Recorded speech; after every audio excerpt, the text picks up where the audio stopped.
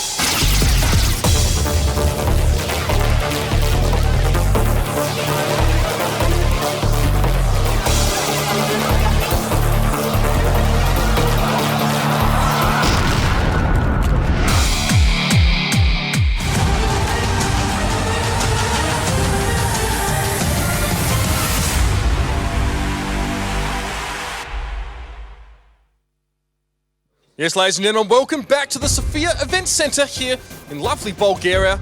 2 matches down already. Starting to get to the pointy end of things here on day 1. We'll get our losers bracket match coming up right now, and I'm flanked by 2 rather intimidating and foreboding individuals. They're actually lovely blokes, though, we'll say that. Of course, I'm here with Hyber from Kazna crew. Look, I'm going to ask you guys, obviously the first game probably didn't go the way you would have liked it to. What went wrong, and what are the kind of steps you take to fix that? Well, first of all, I think Schoolbus played a good game, and we did a couple of mistakes in the first map especially that cost us dearly, but I wouldn't want to take anything out from their victory. They won fair and square. They were a better team. Very honest assessment. I'm going to be really original and ask you much the same thing, Carmen. You guys, obviously, another 5-1 sort of loss for you as well as Kazna. What happened there with you guys? It seems like you were so close at some points to bring it through, but obviously, what went wrong and what are you doing to try and fix that? Wusa just played better. We played bad, they played better, then we made more mistakes. End of the story. We just have to bring now the best what we can, because now we cannot make any mistakes. Kazna also. Well, whoever wins this game will be closer to grand finals, will be closer to the next day. But I think it will be a really close match. All right, you hit it here first, ladies and gentlemen. Looking for another close game. Gentlemen, I hope you shake some hands and we'll get this game underway. It's going to be Kazna crew going up against PENTA Sports. Do or die, ladies and gentlemen. Let's see what either of these teams can produce for us. Hopefully, a longer match. We're going to pass it over to our analysis desk, and they're going to break this one down for us. Let's see what they've got. Thank you, Mitch. Now, this is the first knockout. These guys are under even more pressure than they have before. They're coming off losses, both of them, and if they lose, they are out. This is the final chance for both these teams. Now, first things first, we've got to compare them to each other. We've already seen what they're capable of. They've seen their mistakes. We have PENTA versus Kazna. What's your opinion on these two head-to-head? Well, both had really rough games in the beginning. I think the Kazna were a bit more better on their matches than PENTA, but PENTA will work their way up for sure. Interesting facts that on the map picking, but like Progorivka is the first map that we have, and in there, Kazna crew has 59% victory win rate, where PENTA only has 50%. And then the second map that has been picked is Steps by PENTA, and even in there they have lower win rate than Kazna. So both maps should be Kazna's maps compared to the PENTA's maps. So. Okay, well, we'll go through maps a bit later, but what do you feel about this head-to-head? Who do you think's got a light bit edge, or what advantage has one got over the other? Well, Kazna is a more experienced team, and they've been in this situation before, so this is no news for them. They should know how to stay calm and extract. On the other hand, on PENTA, this is a whole new ball game. Last tournament, they were ended 3rd from the first strike, so now they have to deal with the situation. Also, when they played the season game, it ended in 5-0 for Kazna. And what I remember from that game, there was a lot of inexperienced moves from PENTA that they cured during the season. Now it's only the question, will they remain calm enough to bring up their talent and imagination on tactics, and them allowing these maps to be played means they have something cooked up and ready. Okay, well, we'll go through the maps a bit later. If you two had to put a percentage on this battle, who you swing towards, even if it's just slightly or massively towards which team to win this? Just because of the map picking, I will slide to Kazna's favor. Okay, and Mojo? I don't think map picking has anything to do with it. I would just go with mental state at the moment, and I think they are like 55 to 45 for Kazna. Okay, well, that's what we think. But what about you guys at home? Mali, what's everyone saying about this battle? Side of our experts, and but with a very, very clear number, it's 85% for Kazna crew. So people, if you haven't voted yet, head over to facebook.com/WGLEU and participate. The vote is open throughout the first map, and you get a chance of winning 1 of 10 bonus codes by participating. Quickly wanted to get that in. Sorry, Luke. That's fine. If the audience have a chance to win, I think they need to take it. Absolutely. So, is there any interesting things going on in the world of social media? Anything nice? Any new tweets or funny comments about the previous battles? Were people surprised about Wusa? They're very excited about the matches overall. They loved the offline finals action because such a LAN event brings always surprises. and my tweet deck is running wild. So if you haven't tweeted yet, use the hashtag WGLU to join the discussion. And if you want to see what other tankers are thinking of the matchups, of situations, or if you want to submit your predictions on Twitter, because you don't have a Facebook account, you can do that as well. Just use the hashtag WGLU, and of course, search for it in the search bar on Twitter to see what fellow tankers are thinking. And yes, it's amazing. A lot of fan art coming in, so definitely worth a watch. All right, guys, so that's how you get involved. And for us, we're going to go into the first map. So this is, again, a new map. So Prokhorovka, it's the first time we've seen it. And you guys, give me your thoughts. Obviously, we've got the defense here. Which team's defending? Kazna is defending here. Okay, so Kazna's defending. Take us through a possible solution that they have for this map. Well, first of all, we must know that this is the second map in next two steps that went through really significant changes. Entire area here is flattened. It's so much flattened that actually in these areas here that I'm marking now, the road is actually above the green. Previously, you could hide a lot of tanks here and snipe the middle using the high ground, using the bushes. That's gone. That doesn't exist anymore. Railway, second big change.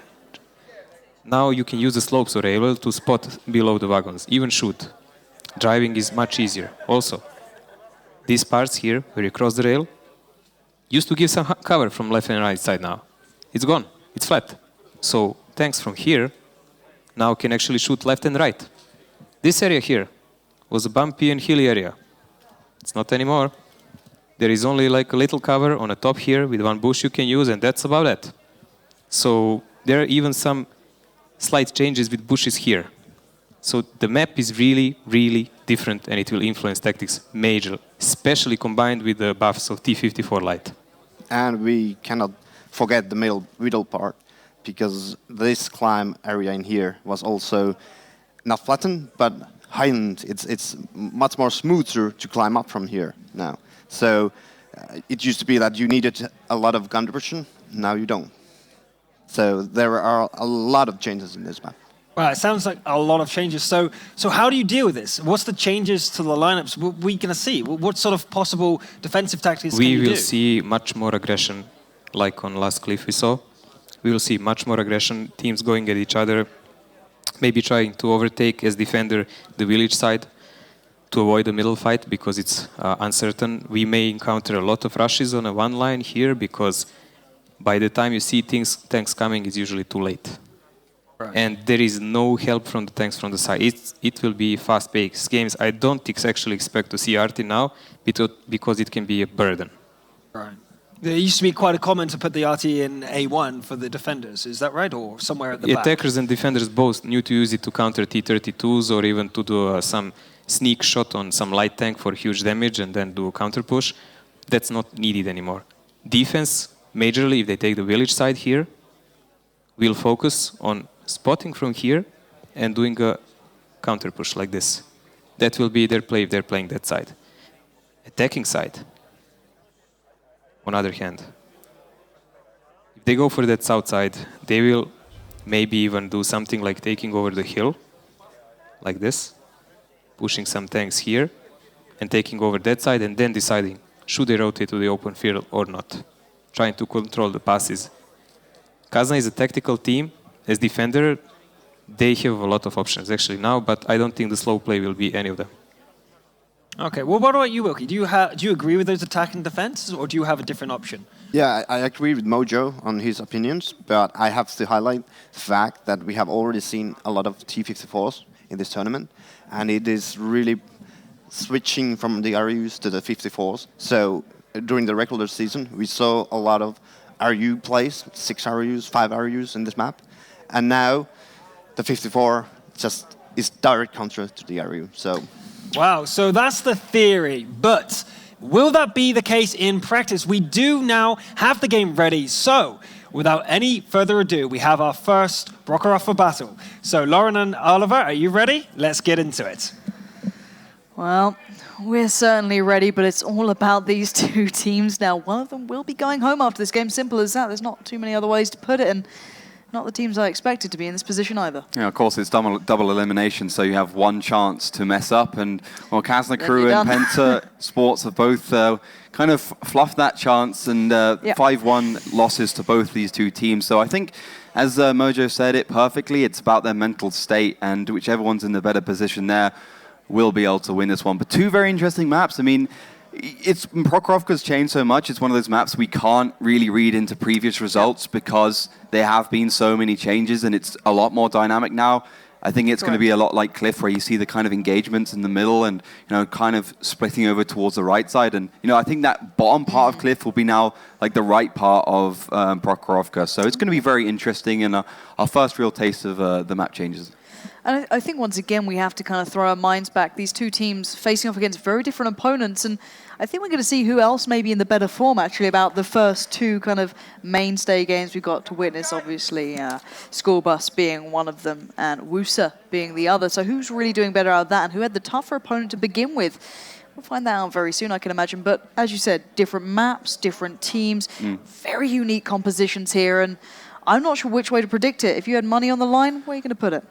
I think, again, Kazna looked better in the in their first match. I think they just got completely outplayed by School Bus, but they showed more promise in a lot of their maneuvers. I think Penta had a lot of individual problems. I mean, I hate to do #blame Hacky, but he did make a lot of mistakes, and it cost them some rounds. But they still got a good chance to win this. Well, it's do or die time for these two. Kazna up against Penta. Kazna will be starting in the north on defense, and in the south on attack, it's Penta looking to try and pick things up. And what are we seeing so far? So the T-54 lightweight, of course, is going to be sported heavily, and we're going to see that initial engagement in the middle, but clearly Penta has the overmatch, and they're going to use it. But Kazna look a little aware, but still LD Nexus takes so much they turn their attention, and it's going to be go time, these two going head-to-head. LD Nexus a one-shot, easy for Hacky to come in towards, but Elian being the next target here, being picked away by the hyenas of Penta, who are coming out of the gates swinging this time. Hyber next on the chopping board. These guys are actually going down so quickly. The focus fire from Penta has been stepped up drastically. Vetso and Palauda just about getting into the game now, but Honor and Nervax and those AMX 3090s are doing a good job, while Nervax playing the T-54 lightweight will be able to go down, and Palauda in the T-37 also falls, and this is a massive advantage for Penta. Brilliant start for these boys, exactly what they would have needed to get that confidence back on point. Now Fluky just chipping away at Runes. Runes is surrounded. The kills are kind of from the backside. Fluky may go down here, but the position he's left the others in will surely do the job as Nervax waiting for that shell to come up. Vetso looking like a wounded animal more than anything, waiting to be put down. There we have it, he does go, and now Ruster, last man alive for Kazna on a mere 726 HP. I don't think he can do much in this one.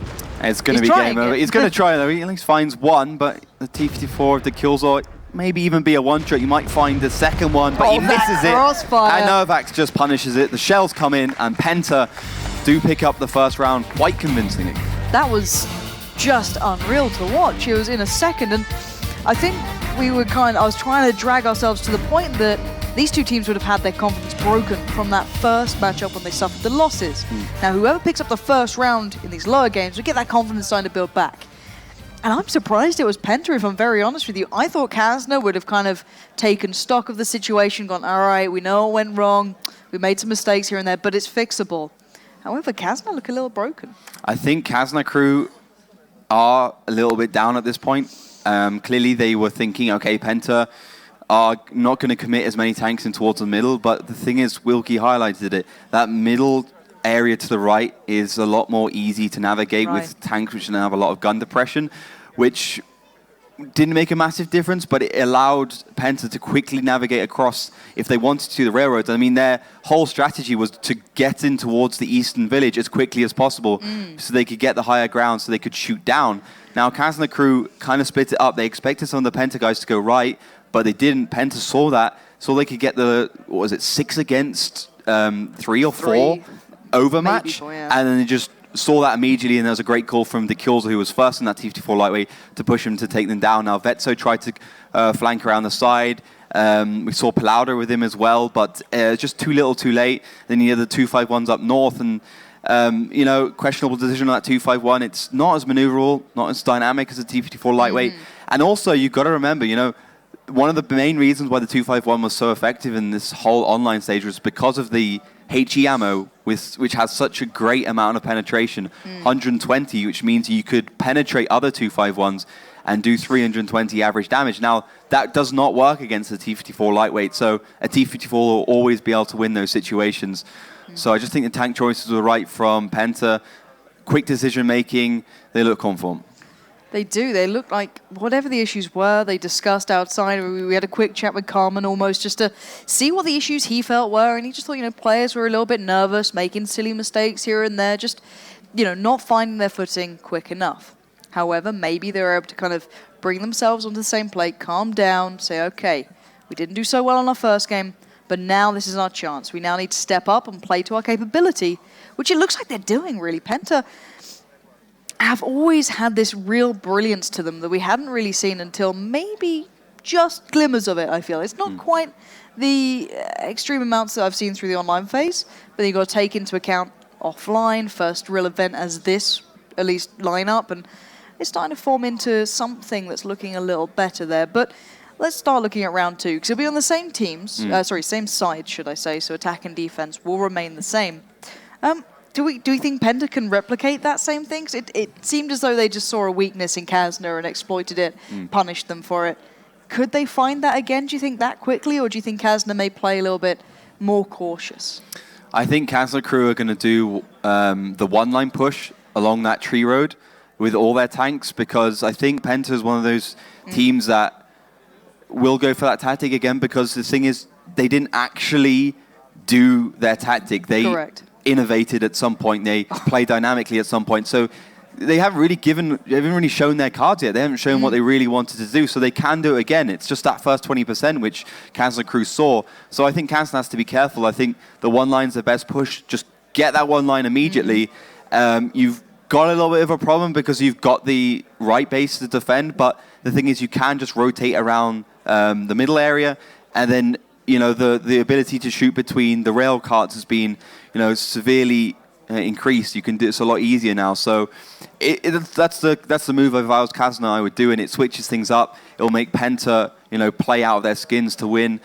But clearly Penta are on form after this first round, at least. So Kazna's got a lot of work, but they're really, really a good team at adapting, and they're a very tactical team, so they very rarely lose in those tactical situations. However, I feel that Kazna, even with all those benefits, all those phenomenal skills they do have, they need to stop the rot and stop it now. Penta currently one round up. Take me through these lineups as well, because it looks like Evil Panda Squad did make it to the offline finals eventually. Yeah, I mean, Penta clearly taking a leaf out of their book, but just to see the T-54 instead of the 251s. And to be honest, I agree with it. I mean, the T-54, hashtag no cons. It's a great tank in 9.6, and it really got to make it work for you. You can see Penta all the way towards the one line, so it's actually the switcheroo. I thought Kazna would do that, but it's Penta to do it, the one-line push. Now, the good thing about the one line is with all the changes that you can't get shot from the middle area, you can basically sneak tanks behind, especially with the low profile of the T-54 lightweight. But the bad thing as well is that you can't really shoot towards the middle without exposing yourself. Yes, you got bushes and double bushes, but it's still pretty hard, so you do actually have to make a concise move. Now, Kazna crew have the whole of that right side. They got the AMX 3090s on the hill, so they got that right side base nailed down. Now, they're probably biggest issue is the fact that you can see Fluky's moving straight away towards that cap. He's going to put the pressure on, which will force Kazna to make that first move. And it's not so easy as it was because, that northern place is a little bit more exposed without the cover.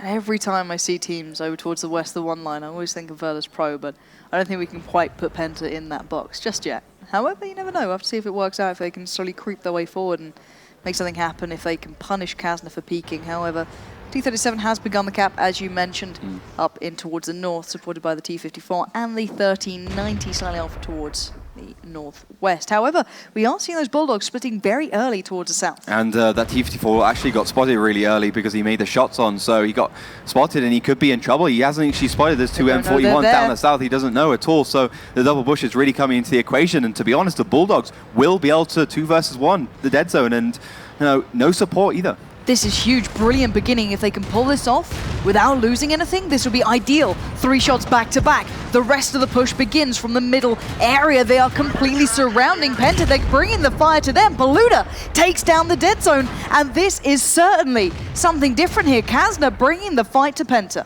Great damage there, and that's the T-54 going down. Hyber's getting into the equation as well. The damage is going severely in favor of Kazna. Now Paluda, Hyber in his M41s are looking for Haki. And they're going to make it work. Surely they can push him out of position, allow the rest to fold forward. Hyber finds Haki, and this is going very well. LD, Nexus, Nervax, Kazna, every single player alive, sharing the damage, sharing everything in this. The kills come in. They've done wonderfully. Kazna looking to seal the deal. Killerpin, last man standing. Kazna out of nowhere, proving they can play this game. Killerpin can get the double all he wants. He will not get this round. And LD Nexus holds him in place, sets it up, and Runes delivers. Nice little double kill there from Killerpit at the end, but it wasn't enough. Fantastic work by Kazna crew. And it's that tactical gameplay I'm talking about from Kazna that wins it. You know, they had the dead zone and T-54 lightweight down south on his own, exposed. And because he was making the shots towards the middle, he wasn't in a good position to spot that southern area. Then 2 versus 1 against the Bulldogs. And despite the fact that the T-54 lightweight's so good, you could see its weaknesses being exposed there. Having all those T-54 lightweights in a hull down position definitely gave Kazna crew a way in there, because you know there was no support for the dead zone, and Kazna could just get all the damage they wanted to do, force Penta into an awkward position in that bowl area, surround, and then just push in. And I think we've seen the 2 different shades of pretty much Kazna crew there. We saw the kind of mistake in the first round, and then we saw brilliance in the second. The Kazna crew that we'd seen completely overrunning people during the online phase, the team that certainly turned heads, that kind of fizzled towards the end, but more of the starting season Kazna crew almost there with some brilliant, brilliant stuff. And enough from us too. Dorshan, what did you make of that? I tweeted, what's happened to Kazna crew after that first game? And we saw in the second, that's what happened to Kazna crew. They were sleeping. I don't know how else to say it. Their first game was nothing like the second game. So let's really quickly go through it. The first game, we actually have a little clip from the first game because it all went wrong right from the start. It's really easy to explain what happened. I believe, which one, Mojo, you want to say what happened wrong with the first game? Yes, I was really shocked when I saw how they reacted, because when they played in China against Arete, this is exactly how they lost against Russia 5 RUs. With this patch, T-54 Light became the new RU, and they allowed themselves to go in an inferior position downhill and to split. Yeah. While Penta just kept their tanks together, and when they saw that, they instantly pushed in. Instantly. That was their beginner plan from the start. You could see T-54s, 5 of them. What you gonna do? We're not going to camp. We have the exact moment here on the tablet as they're rushing in through the middle. We actually have the action going on down here. You can see me looking, but you can't see the actual action. I'll pause it for you, waiting for you to catch up. But we have the attack going into the middle where Kazna was split up. And that's what the main point you're trying to say, is that Kazna are split up and they push in through the middle with all those T-54s. It's a simple math. More guns versus less guns. That's it. Okay, well, it looks like we're not going to that. So, okay, you wanted to talk about the second map instead. You said that the second map was far more interesting. The first one, it was just an absolute failure from the start. First one, I would say it was a blunder by Kazna. They didn't have to lose it like that. I was talking to Wilkie, why didn't they just take the village side with mass tanks and counter the 54s like that? And you could see Penta took an easy way through the woods now. They didn't want to play the same. They started capping. And you can see several changes Kazna play now. First, Hyba is on Bulldog, he's their team captain. He never played it before. He and Pilauda went in tandem all the way down, completely unspotted, flanking, really smart maneuver, doing the pincer of the attack actually. Then the other guys moved through the center. At that moment they attacked the southern tank and they just collided all on Penta that was actually divided like Kazna was in the first game. That was really smart play, and that is what you think Kazna will always do. Wilkie, you got the same opinion? Yeah, I agreed with Mojo when we watched the game, so nothing to fill up. Nothing to fill up after that. So the first game simply was them not being prepared for a tactic they should have been prepared against. It's deja vu. They already went through it. I don't know why they weren't prepared. Okay, well, what about the attacking, Kazna, on this map? How they cope on the attack? And obviously, that was their defense, although it seemed very odd defense on the first time around. How are they going to approach the attack? Are they going to do something very similar to Penta, or is it going to be something completely different? Well, keeping tanks here together now is really needed thing since this patch. I think in a start we're going to see very few divisions, and then as the game progresses, maybe then the splits will start. Maybe we'll finally see some play from the hill and village side, from the attacker side. That could be an option. Obviously, for most people at home, the old version, they know how it goes. There's no line of sight for everywhere. Everything's so hilly, and we just saw, as you said, everything's flatter now. It's made it completely different. Light tanks are now totally superior. Before you could take 32s, but now 32s can be a big burden because they can get caught in really awkward positions because you cannot cover the map as you used to, and tanks can go as unspotted, as you saw. They went completely unspotted, using the blind angle and winning the game.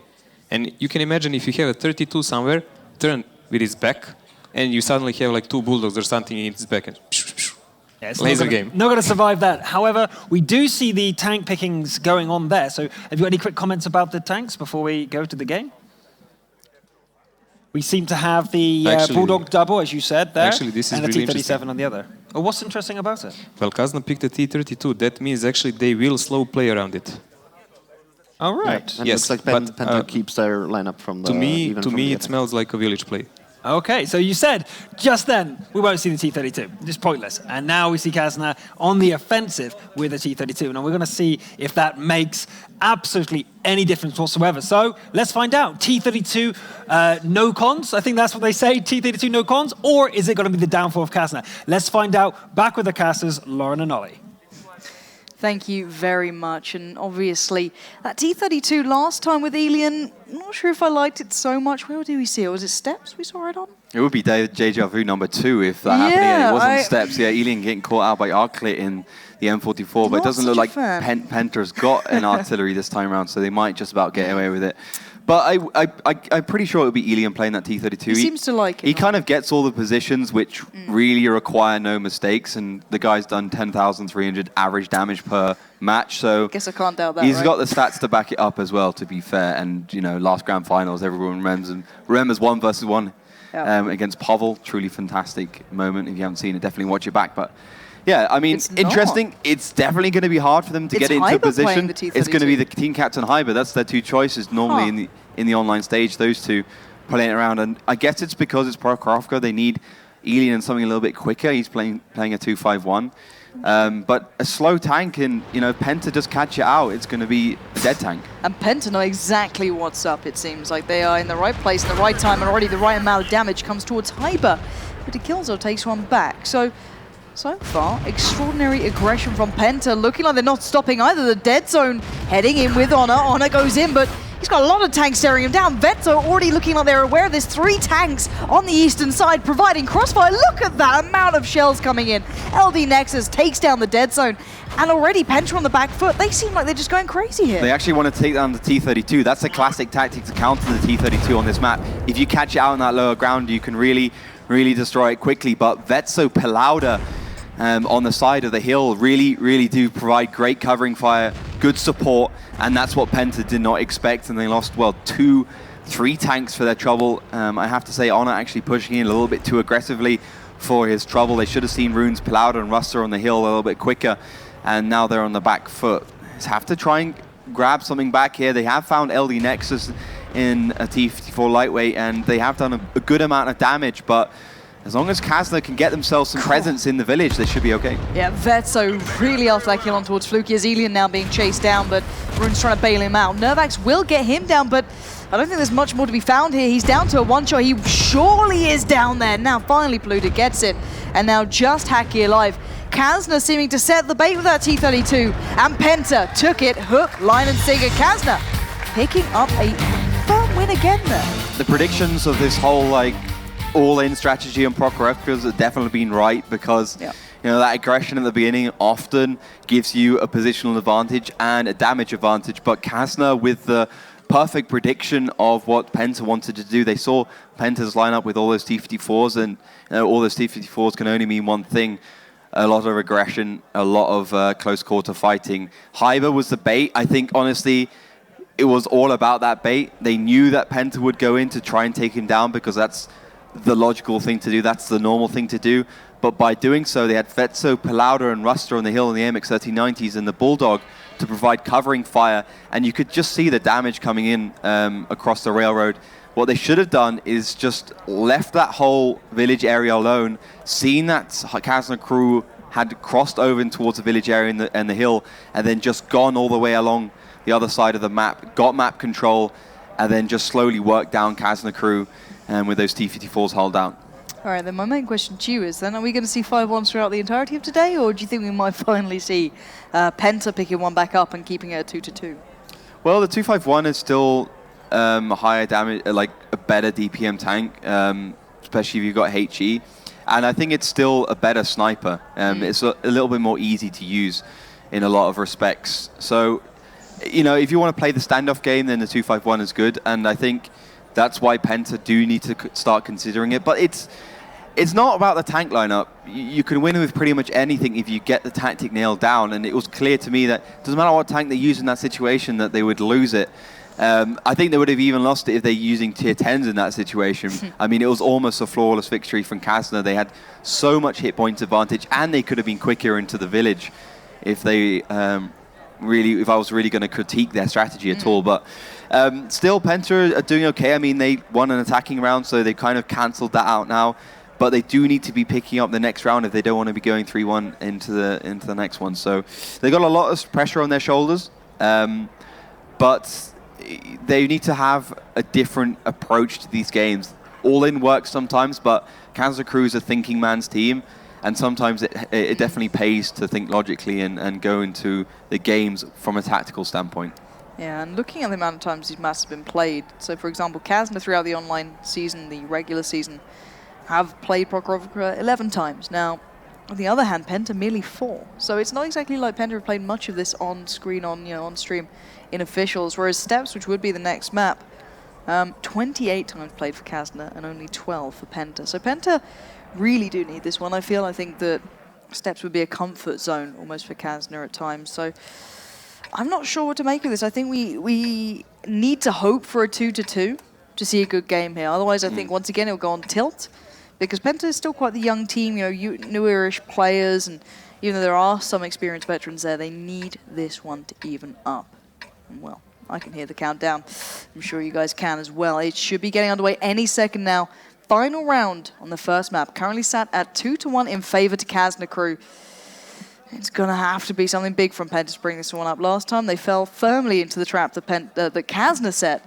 Hopefully this time they can be a little bit more aware to it and keep their minds more trained on the bigger picture. But your opinion in this one, who's going to claim it? Well, PENTA has to claim it, as you said, if you don't want to see a landslide victory. And of course, everyone remembers that 4-0 victory Kazna had against PENTA on our next map, Steps, which happened in the online phase. So they still want to be avoiding that map a little bit. But, I think for me, I want to see some traps from PENTA. We haven't seen their traps yet, which they've been famous for. And I think they can really, play mind games with Kazna crew, which is a very tactical team. And if you use that, real tactics they have against them, it certainly can pick up a round. You can see PENTA are finally using that one-line push, still with the same line as the T-54. Novak's definitely doing a good job. Are they putting that T-32 right amongst them, or? Yeah, they've got it right along that line. I mean, the T-32, the Bulldogs is just out of the equation. Well, at least one of them is. And I think this is a good start from PENTA. LD Nexus, Runes, Rust, and Vetso only have bushes to kind of provide defensive cover. They have to cross across the middle, but those Bulldogs are slowly getting into the equation. But Hyber might be just out of it as Hacky just take him down. Yeah, Hacky immediately removing Hyber, but maybe the plan not working out this time, Kazna crew. They kind of set him as a kind of tasty morsel, a bit of bait right in the middle, and it looked like PENTA almost ignored him. But now what can Kazna bring from this? What's their plan of attack? They want to kind of surround PENTA like they did when they were defending. They want to get them into an awkward situation, spot them out and do some damage, and they have caught the kills on the cross. He was a little bit too slow to the game, and he gets punished for it as LD Nexus does find him. Yeah, Killer Pit, the dead zone, getting caught up. Honor out on a limb now, goes head in towards these guys. He could be in trouble. He's out on a limb. He's 1v3 3 turrets staring him down. I don't know how he's still alive, but Runes actually takes a lot of the damage and finally takes down Honor, but he should be a one-shot here for Hacky. Gonna come around, get it. It's Killer Pit to find it, and this is going backwards and forwards, but Kazna down to so few, but they're holding on by a very thin thread. We'll do 2 little misses there from Dead Zone Hacky. That's not good. Palauda could have fallen in that T-37. It's allowed Russ in that MX-3090 to do a lot of damage. Nervax finally does put the noose around his neck and hang him with his own damage, but it looks like PENTA is in the driving seat. Ezelian's on reload, and he's dead in that 251. Yeah, he was on so much HP then. Now Vetso, the last man alive, I don't think he has this one. It will finally be the longer game we've been hoping for, the 2-2 scoreline. Well, unless maybe Vetso does something phenomenal, but I don't think it's even possible at this sort of marker as Fluky just inflicting shell after shell. Gonna get one more maybe? Doesn't get it, Vetso. You need to land this shot. Finally does, but he will go down. And ladies and gents, we finally have a close game. 2-2. PENTA, bring it back. 2-all. One attacking round each, one defending round each. PENTA looking a lot better in that one, calming it down a little bit, more kind of tactical play. And yes, that T-32 worked as bait in that first round when you're going over towards the right side, towards the village. But in that second round, you could see how awkward and easy it is to catch out.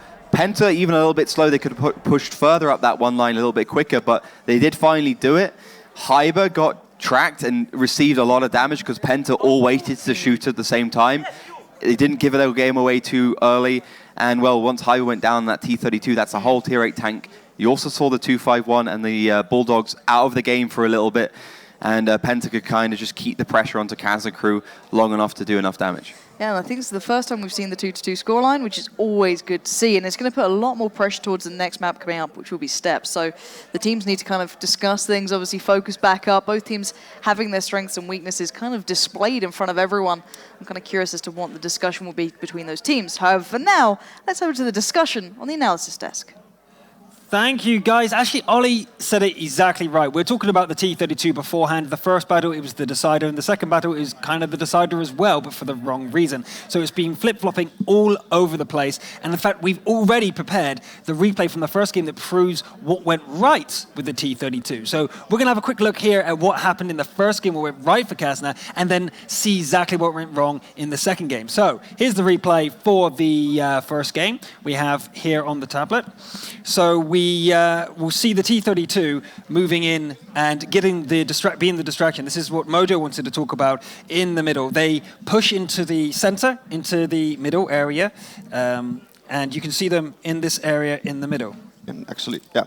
So the main problem in here is a clear tactical mistake. Like PENTA Sports is tunnel visioning towards the T-32 in here, Hyber driving it.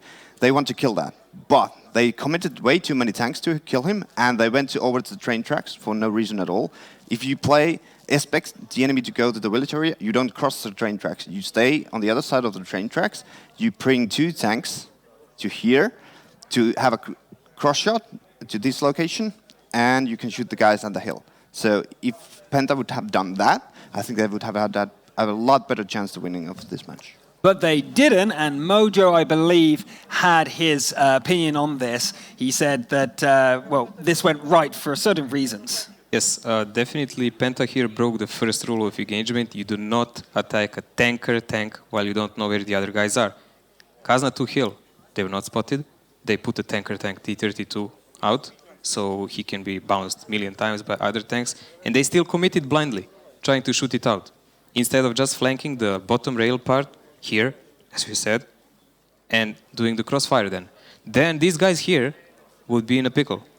Because if they try to help these guys, they would light up and these guys will shoot them pretty safe. So what then? So in that game, it was a bad tactical choice by PENTA and a really good tactical choice by Kazna. That's about it. All right, but the things obviously played out very different in the second game. So, well, actually, I don't think we can show it clearly because everything's on the opposite side. So I'll try and reload the next map, but take us through verbally while I do that of what happened in the second game. Why did it go so well? In the second game, Kazna came to a decision that they will not play the same, so they don't keep monotonous and don't repeat the game like they did against Schoolbus. So they sent the 32 like a forward spotter in a field, and they set kind of a trap with light tanks, waiting for some kind of suicide rush by 54s. PENTA this time decided to play it smarter, And they use the advantages of one line we were talking about that gives a lot of cover. So they send a 37 full speed suicidal, so he can spot what's ahead, and the other guys were following. Kazna ran away and abandoned those positions, which was critical mistake. That was a crucial mistake. They ran away. By doing that, they abandoned T32 that got shot off for free easily. Then we saw some development in game, but the game was already over then. Like, we saw Penta doing some pretty bad driving in the middle. Right. So here we go. We actually have it loaded up now, and we have the exact same moment where the T32 is proved. This is what we want to talk about, the T32. So this proves what the weakness of the T32 is on the second map. So let's have a look in the client now and see what happens. So the T32 is in the center, and what happens next? We can see people flanking from here, and we can see Kazna running away.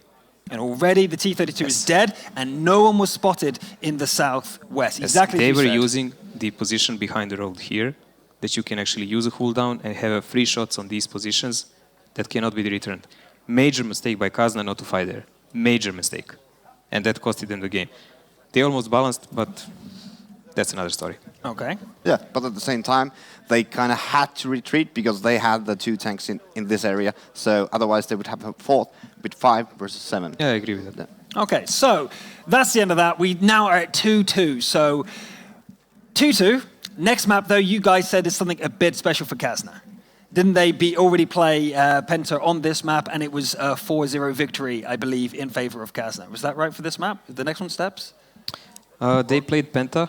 They played 5-0, and it was the start of the season, so yes, they won everything. Kazna also has a really high success rate on steps in attack. But as we saw from this map, Penta didn't choose to play Prokhorivka for no reason. They brought new tactics.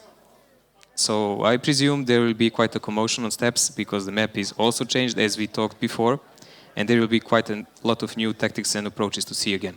All right, well, the tanks are in. We actually know that it's, again, mostly RUs and T-54s. There's no surprise there, apart from the Vorsig on the Kilza.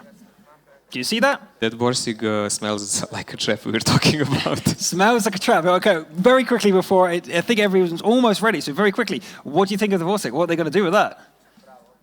It has to be somewhere in the east. Or they have found a new place. It must be something new. All right, well, before that, let's find out what happened in the social media. What is everyone saying at home? Kazna crew with 83% at home. And yes, people, the vote is over for this match. Thank you very much for participating. They actually predicted something very high up towards Kazna crew. I saw a lot of 5-2 predictions. Maybe we'll see something like that. Maybe not. Nobody knows. That's the beauty on LAN events. And yes, as said, the vote is over for now. Thank you very much for participating. The next vote will be up soonish, but don't be sad. You can still participate via Twitter. Use the hashtag WGLEU to get in your thoughts, to get in your fan art, to show us how you enjoy the finals, and of course, just have a chat with us. I'm reading every single one of your tweets, and I'm overwhelmed by the participation from the people at home. And I want to say thank you and keep up the good work. Right, so everyone at home, thank you very much. Get involved, and now we're into the next battle. The decider is 2-2 at the moment. Who will prevail on the second map? Over to you guys on the casting desk. Thank you so much once again, everyone there. Brilliant breakdown by the analysis guys over there. They're doing wonderful. Just kind of breaking down the exact kind of replays. That T32 we kind of theorized, maybe a debate there, but I don't know what we're going to get in this next map. Finally seeing a close game, and I think it's going to be down to pretty much whoever can just step up that tiny bit more than the other. I think Steps is going to be an absolute thriller because 2-2 is a great scoreline for both teams to go into the next map. And with all the changes on the Steps as well, it could be anyone's game. We saw Kazna crew struggle and make a lot of mistakes against School Bus when we saw them play on Steps. We haven't seen Penta on this map yet, so they could provide something interesting we haven't seen before. Now, Penta previously, not very good on the defense, only 16.67% win ratio on this one. But they got a lot better track record on the attacking side, which does mean a lot. They just need to keep themselves cool, calm, and collected in these first 2 rounds. Let's put it this way, on Steps, Kazna do have a insane recording of a 75% win ratio on the attacking side. That is massive. So right now, Kazna on that side, look at this positioning. This is something very different. Daki's got, look at this, guys, but That's something very different there. Very, very different. Yeah, Dekilzel actually just heading up the hill. He's got the 12.8, which is the 490 average damage gun, which will mean he's sniping a lot, not going for those big damage shells, but that thing's an absolute beast. And on the hill, he's already been spotted, though, 276 damage, and Dekilzel might just fall straight away as he does receive 752, and he's down to a one-shot as he can't even get behind cover. It will be Ruster to take him out, and that trap has gone badly. They knew it from... No, I don't know how they just spotted it out so easily, but they did, and the position never found its footing. And to put all your eggs in one basket, well, it's going to make a terrible mess. And Penta down so much so early on, and theorized there was a trap, there was something special that we'd never really seen it on this map, and it was, but to absolutely no avail. There's now Kazna sitting pretty. It was such an aggressive start for them to go straight for that. They got a little bit lucky then, because basically Dekilzel needed to drive like another 3 meters forwards and turn left a little bit, but he got perma-tracked in that situation.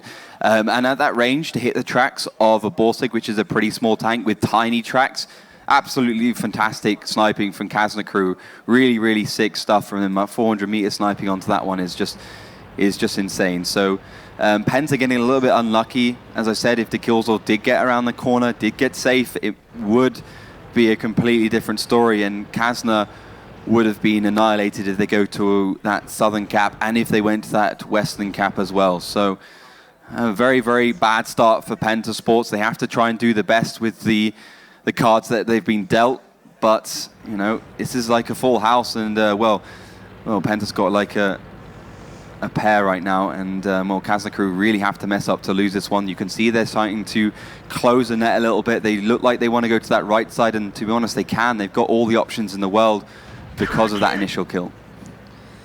And Penta just going to have to look for a way back in. I don't know where they're going to find it. They're still in good enough positions, but as you said, one tank down. Ooh, Fluky taking a lot of damage as well. I think that's from Elian. And that's one thing we hadn't seen from Elian too much, is that kind of sustained damage that he starts so early on sometimes. It can just do so much work. And Hyber there, currently 50% accuracy, 263 damage done.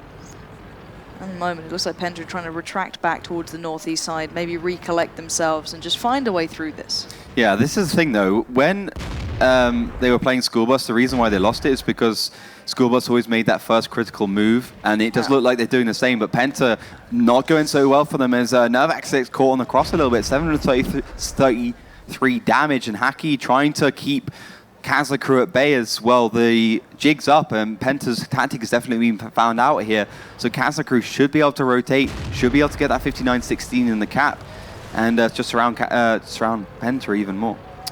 Yeah, and it looks like Penta have just mentally got themselves out of this game. Every single shell's coming in. LD Nexus did find Nervax, so already starting to punish, and I think Penta are pretty much broken as a team right now. They need to find a way into this. They still can. They're not completely out of this just yet, but certainly a tough task, and it looks like they're trying to focus towards runes.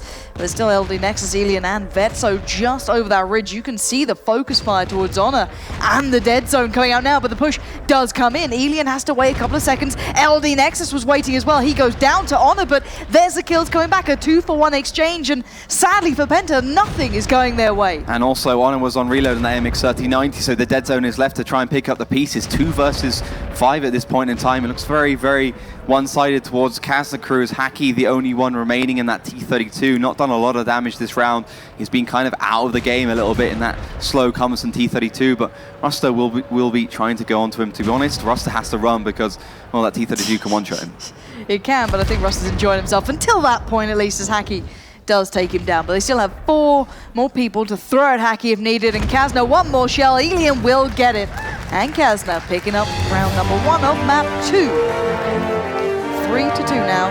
I think we need to discuss kind of what happened to Penta more than Kazna there. They read the situation well, they made the right gamble, they made the right assumption, whatever you want to call it, and they got the opening kill. However, basing your whole strategy around one tank basically really didn't seem to work out very well for Penta then. No, but they tried that on Season 4, exactly that tactic, just on the other side. Obviously, you know, just up the road and making shots in towards the middle against EPS, and that's what got them that 3rd place. And they tried to make a trap like that again with the Borsig, but the thing is they just got so unlucky because of that double track, because of that perma track via Kazna crew, catching the Borsig from behind not allowing it to turn that corner and do some serious damage against Kazna, but nothing taken away from Kazna at all. They were aggressive. They had a good idea of where that Borsig wanted to go, because that's the only real option you could use if you're a Penta, to put that tank.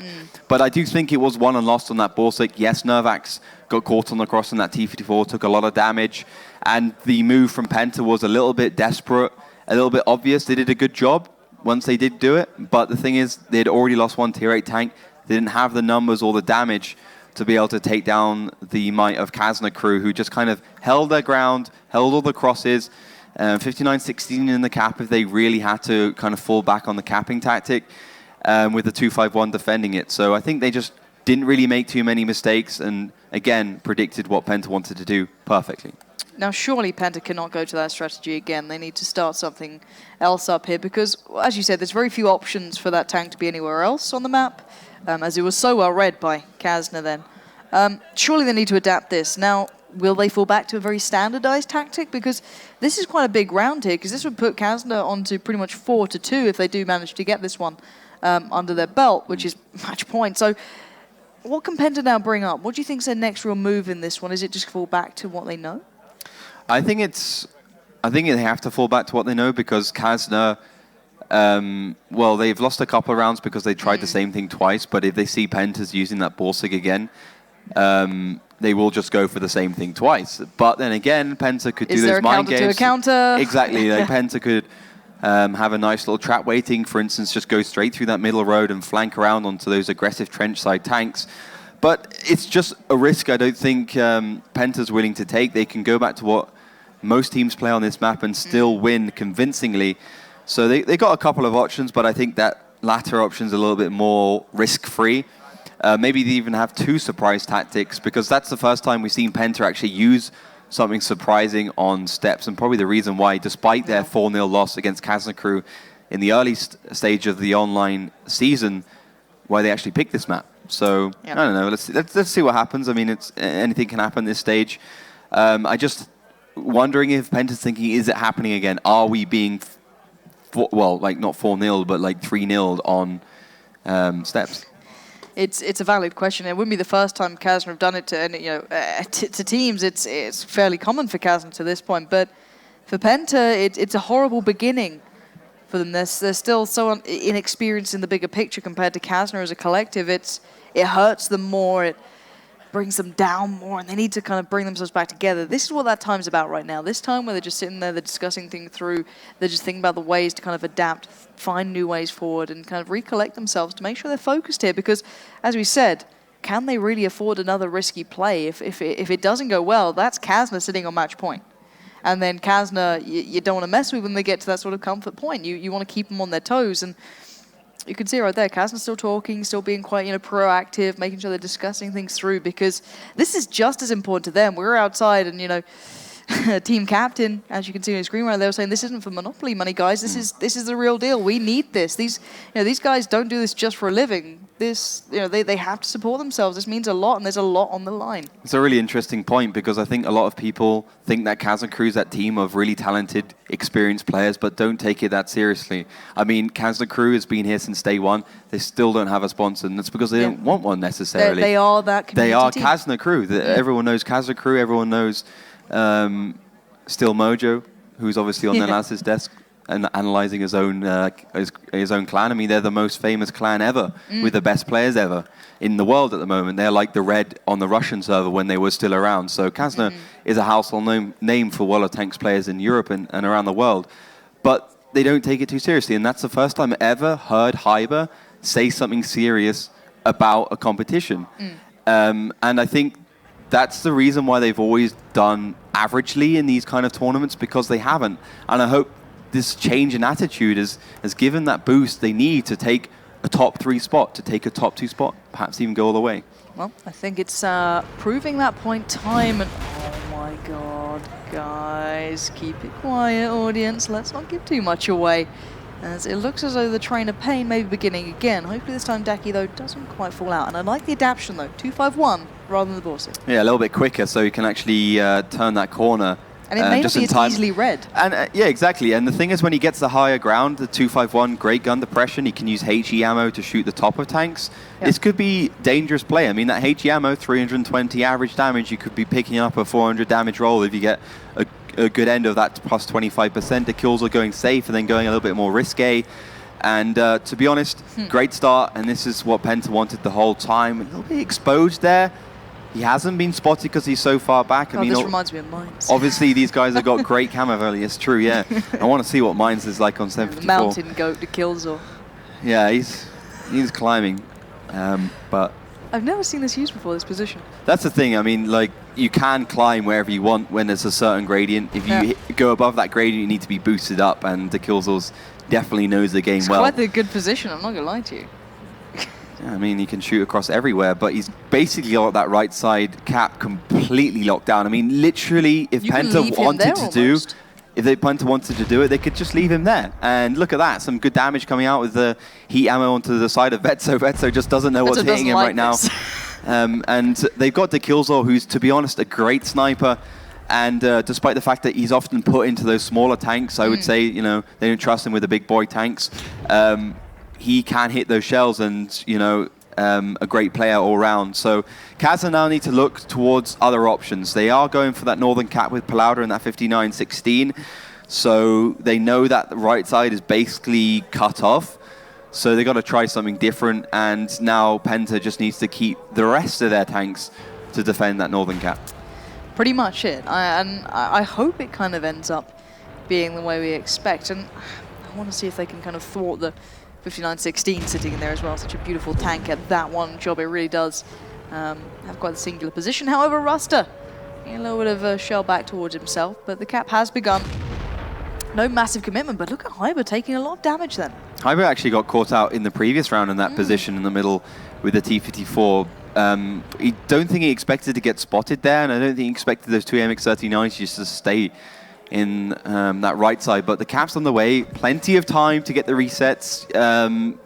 I think it's kind of a mirror of what School Bus did. I mean, just getting the shots on into the cap until eventually they do hit the 59-16, which will happen at some point if they do manage to kind of coordinate their shots into the right position. But you can see Penta is itching to cross in towards where Ruster is, and Haki is itching to go down as Palauda does take that first kill. Fluky getting a little bit on the side there from Vetso. What HP is it? He's on 5 HP right now. He needs to be careful, that bush might take him down. And LD next, just a little bit overkill there, but he will do the job. Now, 1-for-1 trade.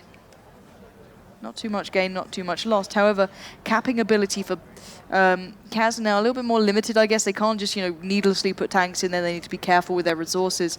3 minutes remain. What are their best options now going forward?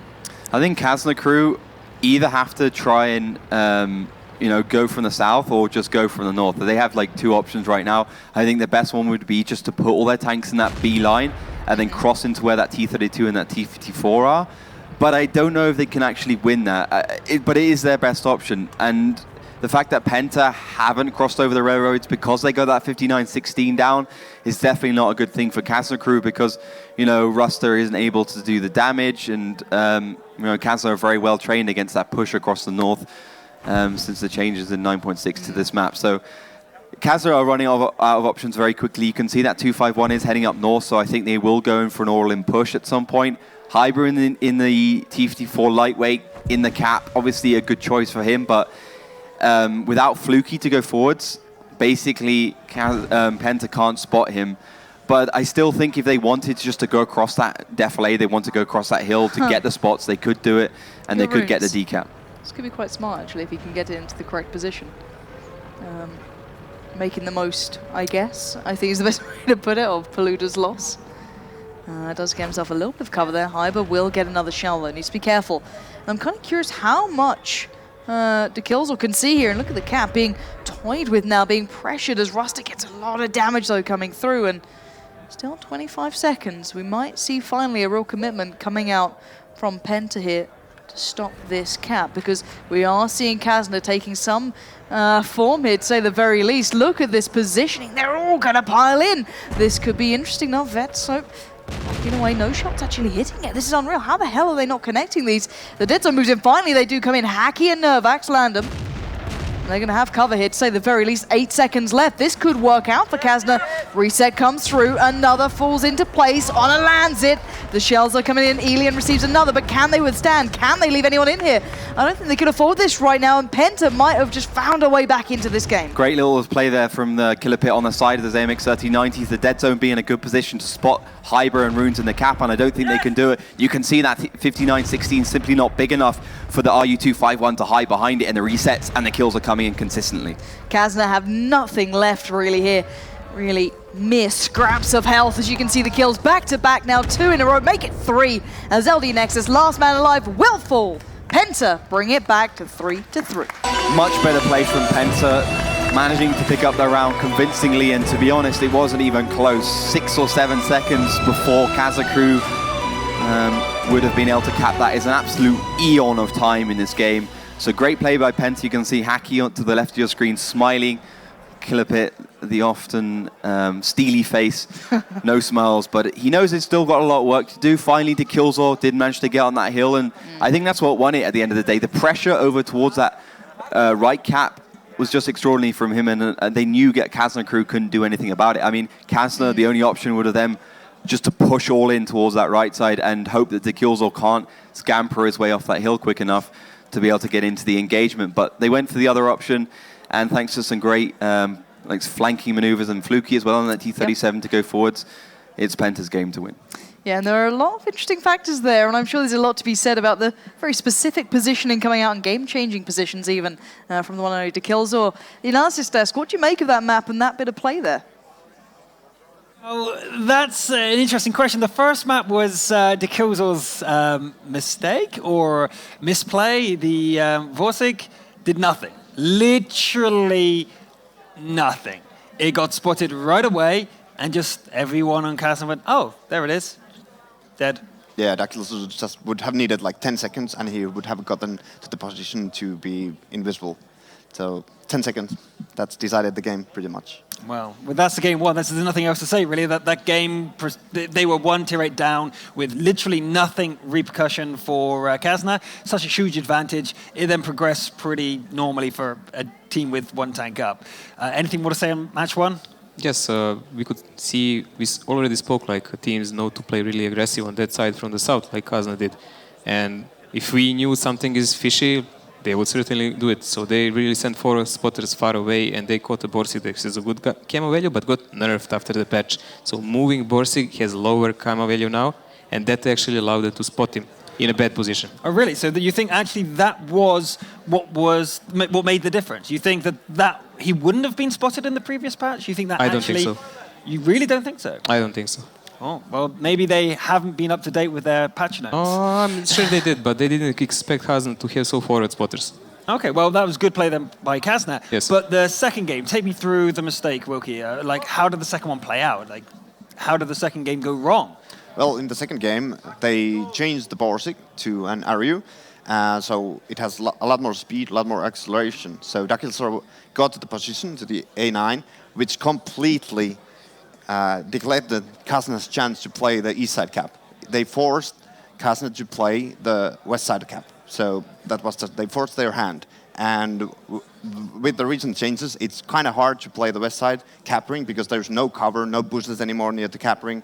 And first it was Pilauda that was killed there, and then they tried to hide Runze behind the body of Pilauda.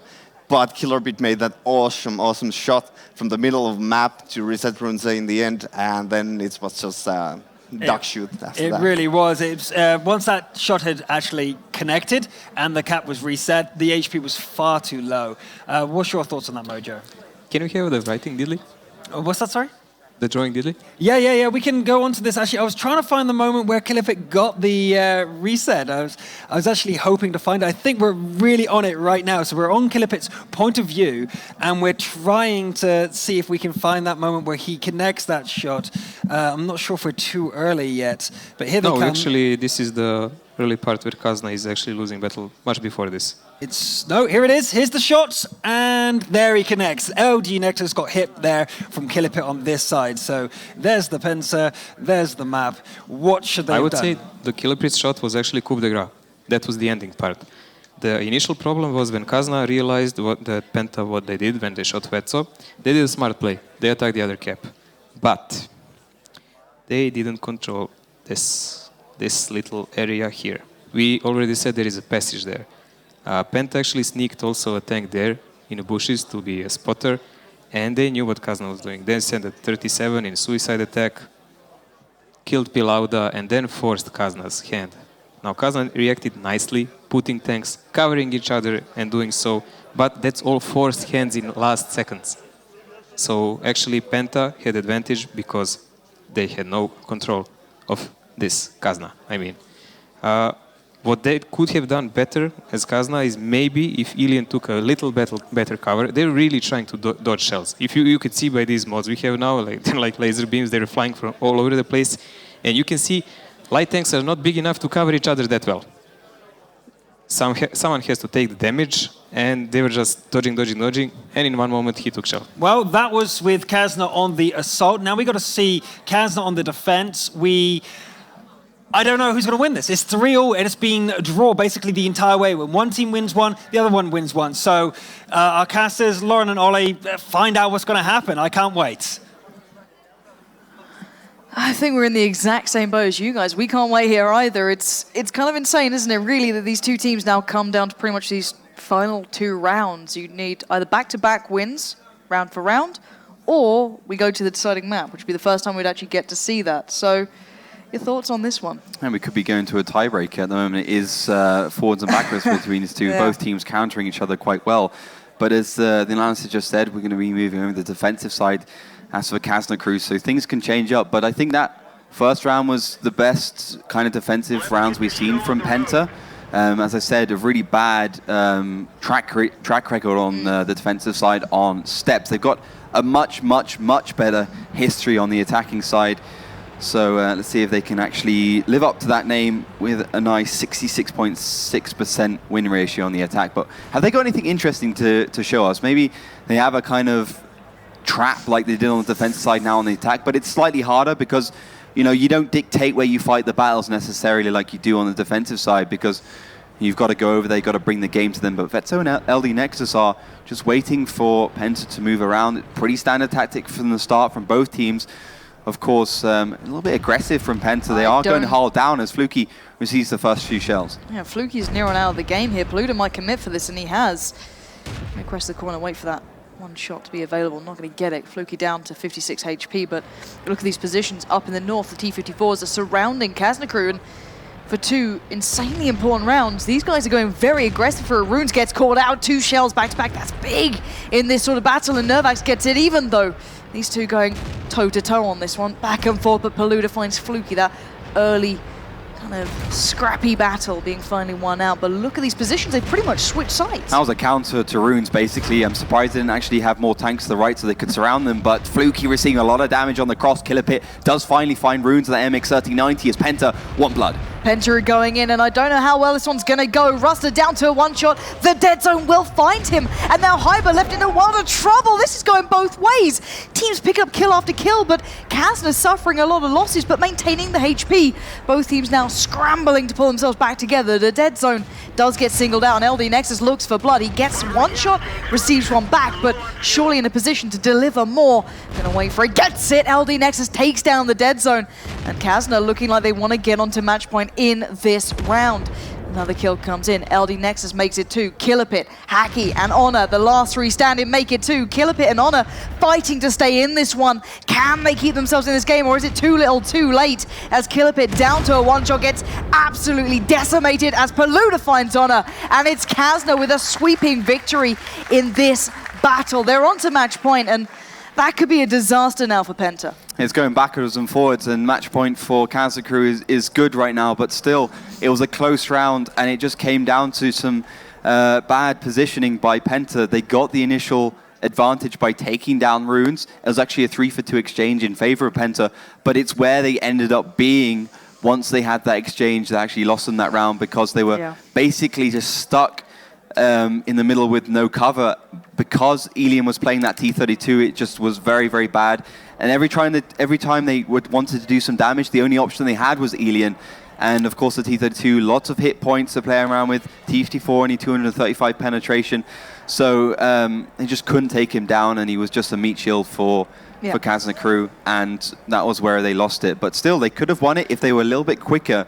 They had rotated around and then tried and got into a little bit more cover at an earlier stage, but it just simply didn't happen, and Kazna crew could kind of just play that turret tank, keep Penta at bay, and just keep them in a bad position. So great play by the experienced team, clearly experienced, helping them out here. And match point when Penta's on the attack, it's bad stuff. Yeah, and now the 78 rounds Kazna crew played during the online phase, 78 of them, attack and defense all included. The next one round will define whether they go home or not, or have to go to a final map, whether they win here, who they face next. It all comes down to these one-round moments, and you think back at all the different strategies, all the different moments where one player steps up. It can all change in literally a matter of minutes. Can Kazna pull themselves together and secure it here, or will we be going onto that deciding map? Now, if you are Penta, this is do or die time. This is you going home. This is, you know, your entire season done. New organization, and you go out pretty much 2 losses in a row. Pretty big stuff to kind of come over. What do you do for the final chance here? Do you throw a Hail Mary? Do you play standard?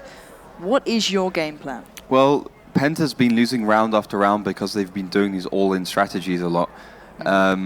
And they often get the initial advantage. Yeah.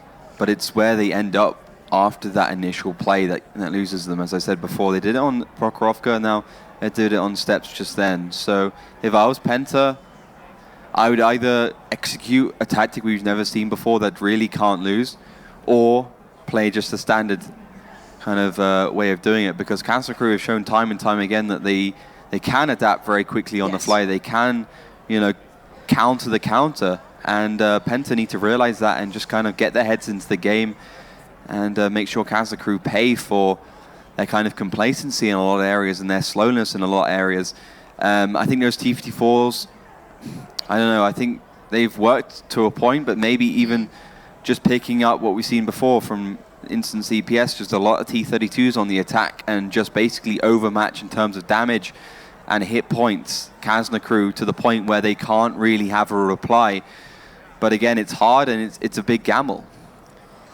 And that's the thing, it is all about those gambles in these moments. Will Kazna play safe? Because now they're on, you know, sometimes we discuss it, that final round can be sometimes the hardest to secure. The amount of teams, I look at you TCM, no offense, that crumble when it comes down to once they've secured that match point, when they're, you know, on 4 rounds, that final one can just seem so hard sometimes to claim, and we'll have to wait and see if it comes to be the fact here. But at the moment, you can see the Kazna guys still discussing things through, making sure they know what's up. Elian still talking away. These guys, this means the world to them. As we said, there's a big difference in these lineups now. They've changed. They're not the community team that, you know, just came here for fun. They're here to win, and I think we're going to find out if they can at least get on the right path to doing that. Countdown has started, guys and girls. It's going to be Kazna against Penta. This could be the final round here in map number 2, or we're going to the decider map. We're going to find out. Where's your prediction on this one? Do or die time for Penta. My prediction is that Penta will step up and prove that they're a team that's, yes, inexperienced, yes, a little bit young, but they can, you know, stay cool, stay calm, stay collected under pressure, and prove that they're a team that not only can perform in Season 5, but in all the seasons that are coming up as well, because that's the question everyone's been asking them of them since day one. Day 1 behind them. This is crunch time. Final round in map number 2. Who's going to walk away with it? So up in the north, it will be Kazna on defense. In the south, it's Penta on the attack. And as we said, if Penta don't win this, they're going home. And what are we seeing so far? So I talked about Penta picking up those heavy tanks. They have done it. The kills on Honor playing the IS-3s. Now, if those IS-3s get caught out early on, it's going to be very hard for Penta to win this. But the thing is, those IS-3s provide so much damage and so much hit points to the Penta lineup that it's going to be very hard for Kazna crew to overmatch, despite Elian playing in the T32 again. So let's see what those IS-3s can do. I mean, in the middle, I guess they're going to go for kind of the D-line push into the right area, and once they do get into that right area, I mean, 400 damage each, 390 damage each from the BL9s. even the likes of a 251 and a T54 won't be able to stand up to that, especially coupled with the dead zone, Hacky and Killer Pit in those T54s.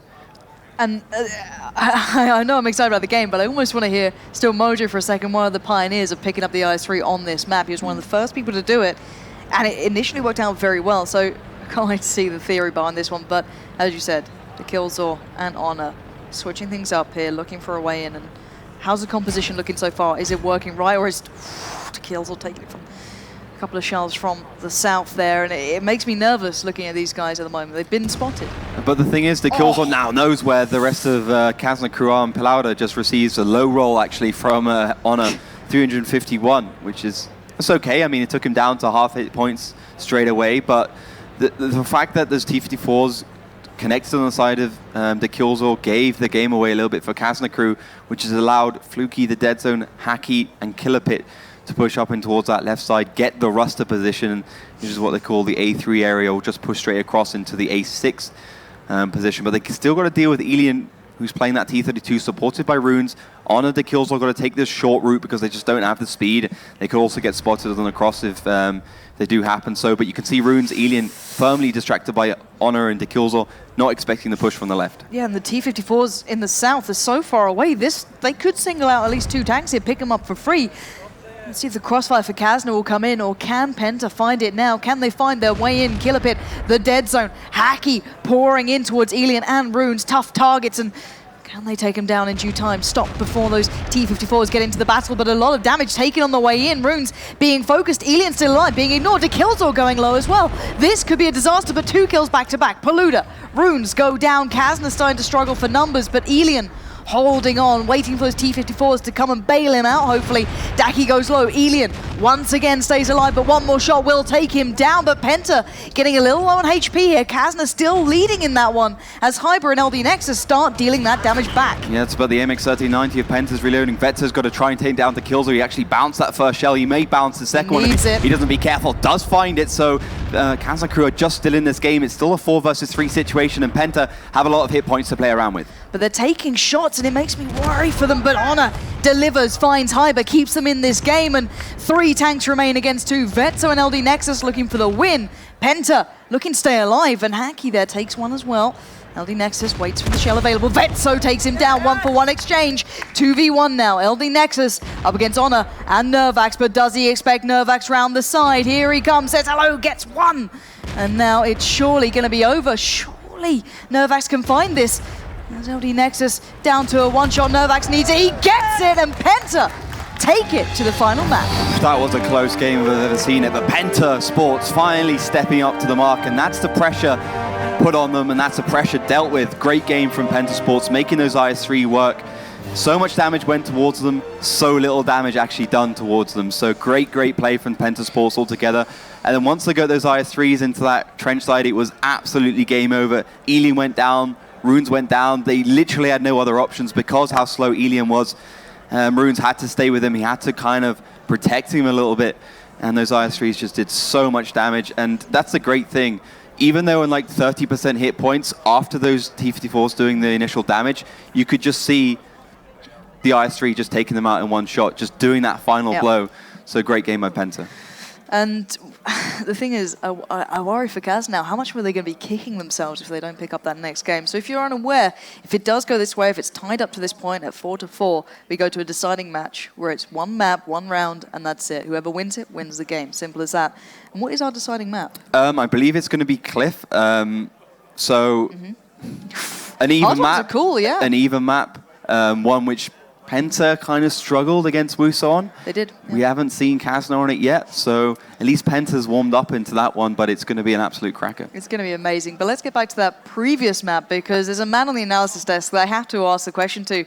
Still Mojo, what do you make of those IS-3s? They do all right, buddy, or how they look in there?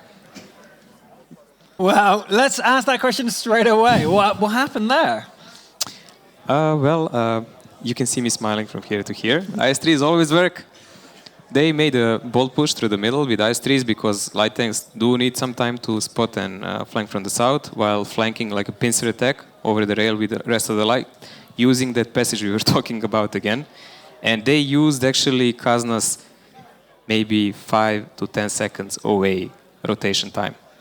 They caught some tanks off guard, alone, pushed strongly with IS-3s, used guns, HP advantage. It was the close game at the end, but both teams shoot pretty well. You could see some pretty wild shots on the move, Wild West bang, gang bang. It was pretty nice.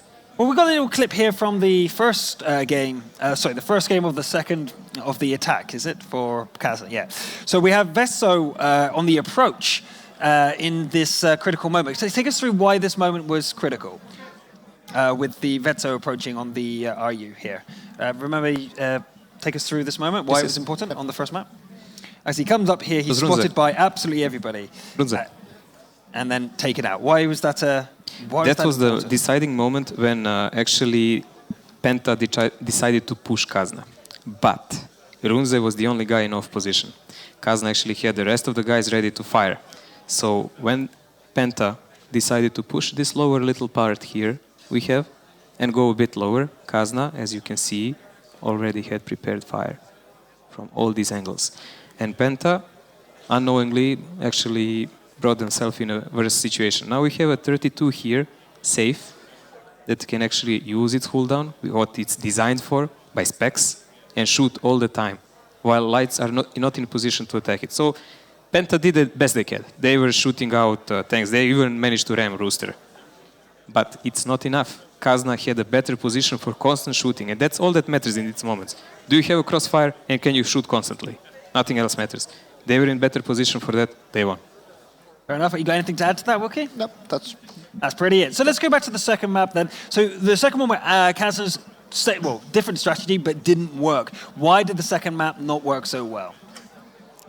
The second battle not work so well?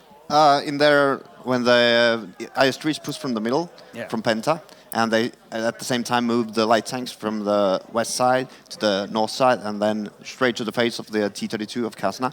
Kazna was in the middle of a rotation from the east side of the map to the south side of the map, so they were off guard. So that time that they spent it from moving from the south to the north, PENTA had time to kill the T-32 and RU that was next to the T-32, and that's all that needed, because at that moment the game was 7 versus 5. But it actually ended up pretty close. Like, it wasn't clear-cut even then, even though tactically maybe it was. Or was it, in your mind, decided? Absolutely. There's no way for Kazna to come back. I believe, Moda, you said, that's it, Kazna's down, it's 4-4. Very early in that battle. What convinced you that they were absolutely done? The late of rotation. It's just simple fact. They brought more guns, even with light tanks, and then the meat, the IS-3s, that's what they're used for. Big gun with a lot of HP and bouncing power. So even Kazna, while they were killing IS-3s, it took them a hell of a lot of time. Okay, so that's what the current state of affairs is. It's 4-4, the first time we've gone to the decider map. These guys are so evenly matched, but the votes didn't really say that, did it? We closed the vote with 83% for Kazna crew, and with looking on the exact score lines that have been predicted by the community, we saw very well. It was pretty much 5-2 overall for Kazna crew, and we're proved wrong. Well, the community is proved wrong, and people. Well, you disappoint me. That's the second time you've been wrong today. Let's see, there are a couple more matches to go. Maybe you'll even out your personal score. Yes, as soon as the 4-4 happened, Twitch chat gone mental.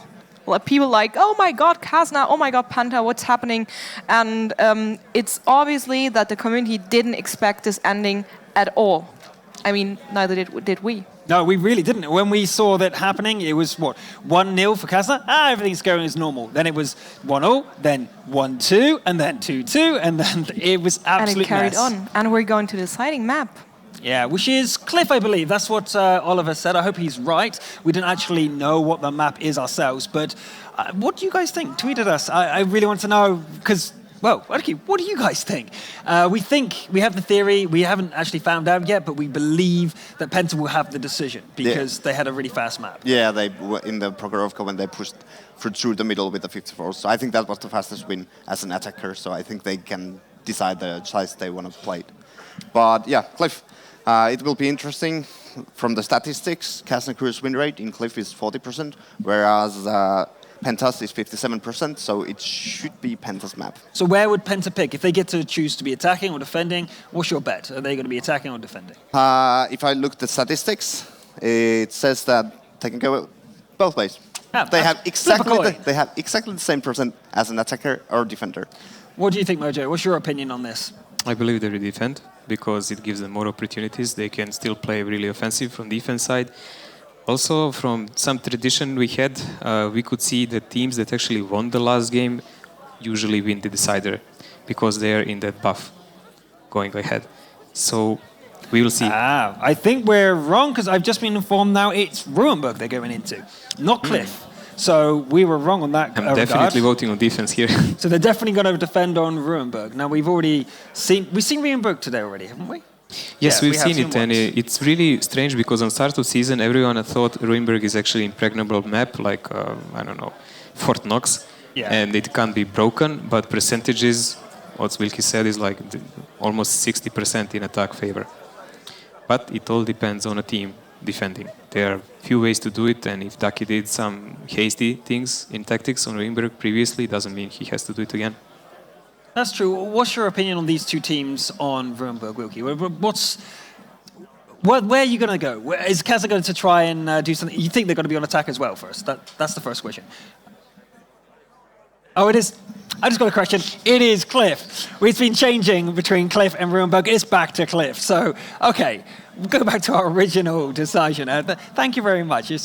You guys, don't worry about it. It's definitely Cliff. We're not going to confuse you anymore. Okay, Cliff, we realized that the T-54 light tank is absolutely beast on this map because it counters entirely the T-49, which used to be a big favorite on this map. Let's go through that then. Let's go through the tanks of this map. We know both these teams. We reckon that Penta's going to go for the defense. So let's move on. Tanks-wise, we saw the T-49 not be so successful because of the armor of the T-54. What other tanks are useful? The T-32 and Pershing used to get picked up. What about those? Well, teams used to use RUs, 49s, 1390s, and one T-54. But now with the recent changes, the 54 is direct counter for the 49 and RU. So there's left 54, 1390, pretty much, and the Bulldogs.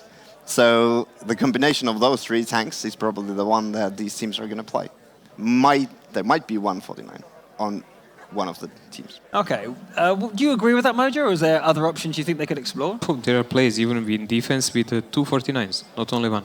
You can position them, use them in hold-out position. Like T-54's armor is really valid if it's frontal or some side shot like that. But if you get shot from higher ground, you get annihilated. I remember I played in 69 and Wilkie shot me from the hill for 900 damage with 49. So you can do that to 54. So the T-49 is not completely out of the picture? No, definitely not. So we have seen some interesting heavy tank tactics. Do you think we'll see something like an IS-3 or a T-32 at all on this map? Or are they not in the meta at all? I really don't think so. Meta moved on far away from that. Fast rotations are really needed. 7 minutes seems like a long time, but it's actually really slow.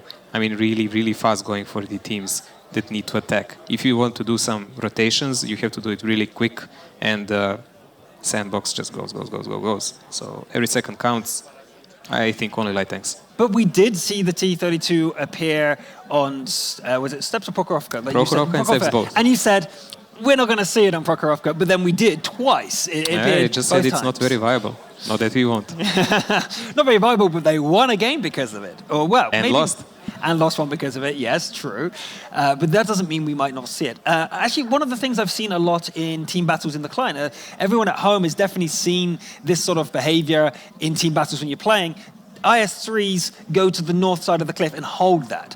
One IS-3 on that corner can hold that corner quite well. Is that not viable at all in this mode? No, not in 754. In 754, if you use... Well, it is 754 team battle mode, but in professional level, I mean. Yeah, well, usually in the team battles, what I see is that IS-3s go to the middle, not to the cliff corner in the north, or they go straight from the second line in the west side of the map. So, yeah, if you play heavy tank in high level, you're probably going to go to the low ground and not to the middle. So that makes you vulnerable, I guess, to the T-49s. Even the IS-3's top armor is penetrable by the heat show there, isn't I it? think meta is slowly shifting from controlling absolutely the middle all the time to controlling the 1-2 line now. There are a lot of clashes there, a lot of possible rushes. I think we will see some of that here. That's fair enough. That's interesting thoughts. But let's think about these teams, their history on these maps. Can you give me an example lineup of what? Let's just speculate. What do you think that Kazna will bring to the table here? Absolutely, either one of you. Well, it depends. If they are attacker, like we are suspecting, we might see 3 54s, 149, 190, and 2 bulldogs. Think that's a viable setup? Yeah, it is. And for defense then, to counter this lineup, what do you think that Penta would have to go? I think Penta should have at least 149. It actually gives some advantages that other tanks can't. Even when other people are flanking with tanks, it can shoot in a rear and really bring huge advantage. It can go up to 1k shot.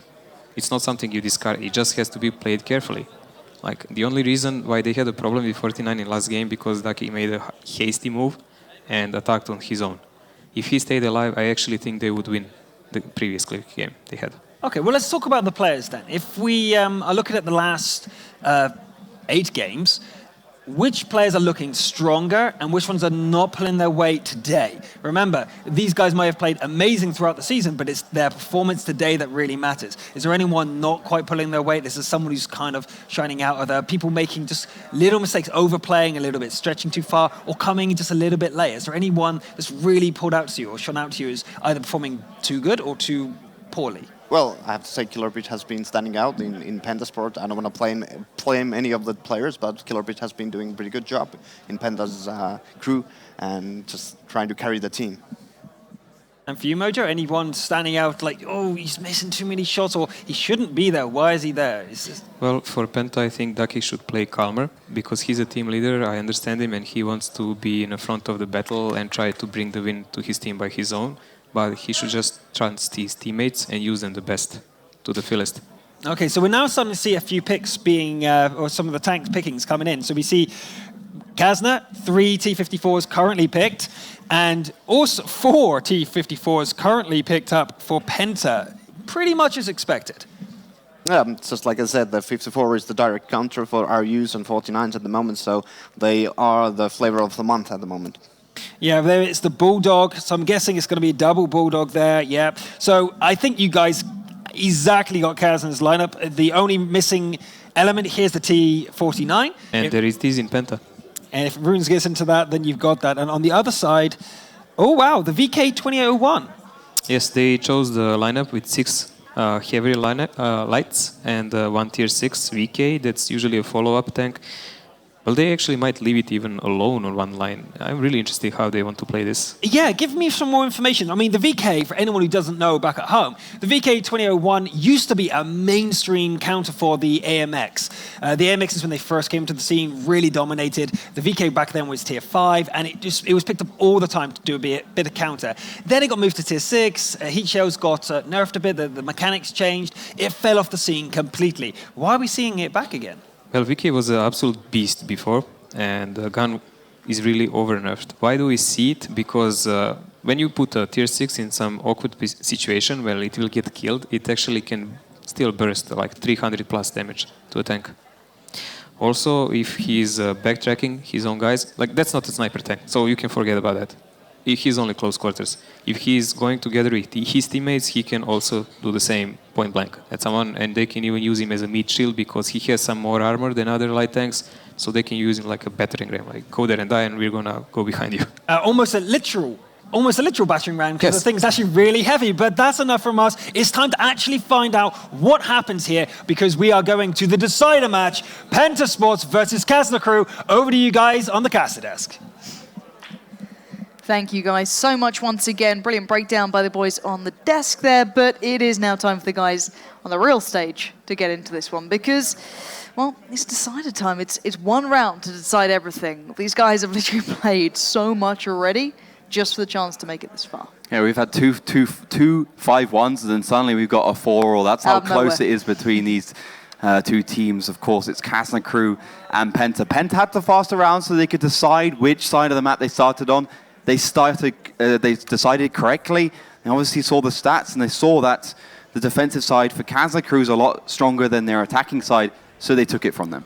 So as you said, Kazna start out on the attacking side in the south in blue, but in the north in red, it's Penta on the defense. And we said before, it's all about the gamble. Where do they put their resources? What do you make of this? Well, they're going all the way down south. They're using actually what Wusa did against them when they were actually on the defensive side. So let's see if they can actually execute as well as Wusa did, who obviously won 2 defensive rounds against Penta, but I think Penta's warmed up quite nicely. No initial damage, and just talking about the stakes of this game, whoever wins this one will be able to continue in this tournament. Whoever loses will be the first to fall out of this tournament. And no one wants to be that team, the first one to go home.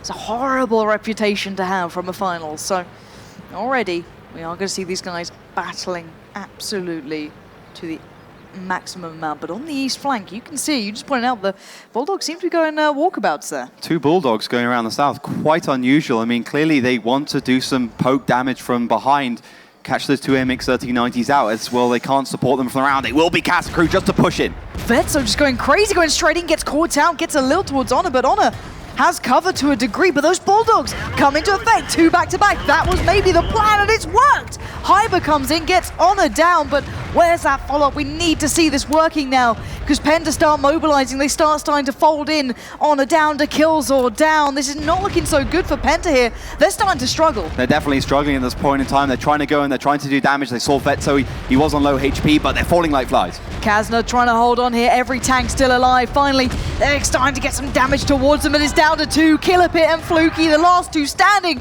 Penta on the verge of going home, fighting as much as they can. Kazna have just about done enough. Surely here is Fluky, the last man standing, can do nothing here but watch, as he knows this one is pretty much done for.